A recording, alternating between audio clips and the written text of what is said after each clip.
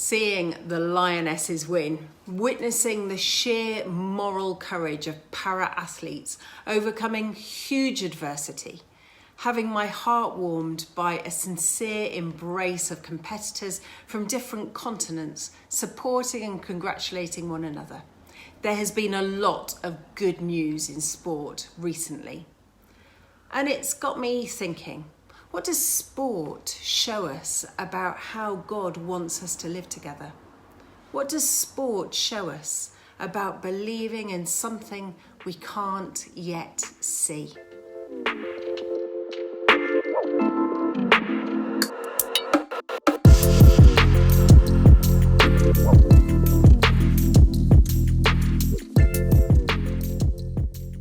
Even if you weren't like me, jumping up and down, shouting so hard you made your throat roar as the Lionesses made history in front of a sellout crowd.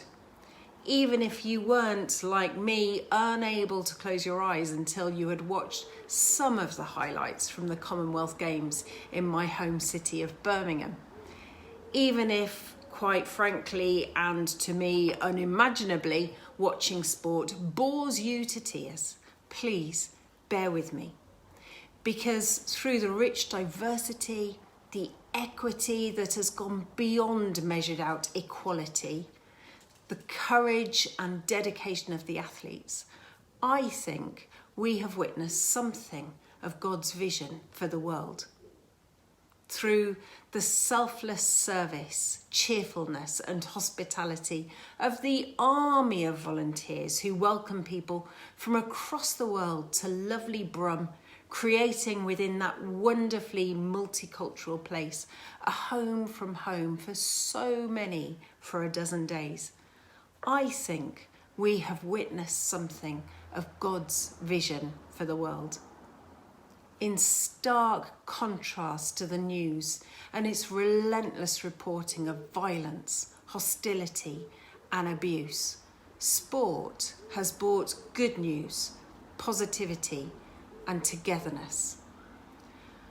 I'm not a particular fan of football, but I wept for joy and for all the unrecognised giants the England women's team stood on the shoulders of.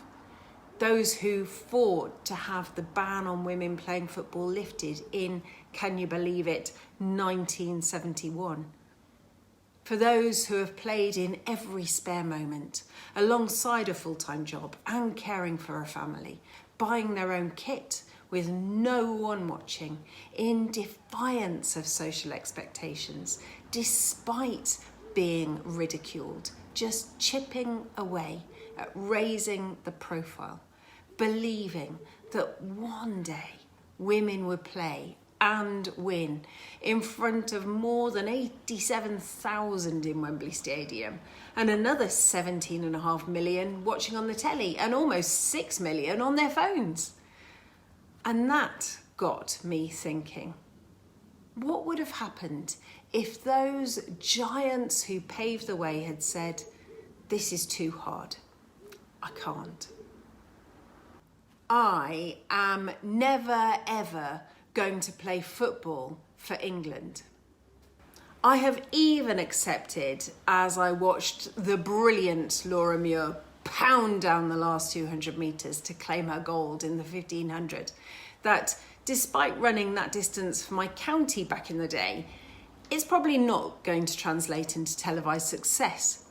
Nevertheless, there are those down the road who are looking to me, looking to you to be giants, to pave their way.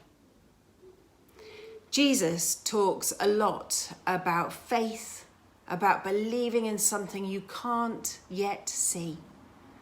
Jesus talks about the tiniest bit of faith being enough to move mountains. Mountains such as a complete ban to international win in a little over 50 years.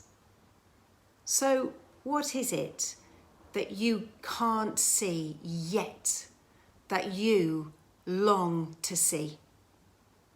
What are you willing to dedicate your passion, time and resources to that you may never benefit from personally, but have faith that one day it could change the world for the better? What do you have courage to refuse to say, this is too hard, I can't? I think Jesus talked about faith and hope and love so much because these things make the world a better place. They give our lives meaning. They make us more courageous than we ever thought possible. Violence, hostility, and abuse will never, do not have the last say, so long as there is faith, hope, and love. But we need to be those giants that those who come after us will be able to stand on the shoulders of. So I pray that a Pakistani javelin thrower who came from nowhere to take gold, septuagenarian Scottish and Welsh people winning at bowls, and a woman with so little sight she can't see the lines in the pool or indeed the wall at the end that she's hurtling towards, nevertheless belting through the water to take silver, will inspire you to have faith, to believe that things can be better, to hope that as much effort as you pour in will be worth it, and above all, to love and be loved.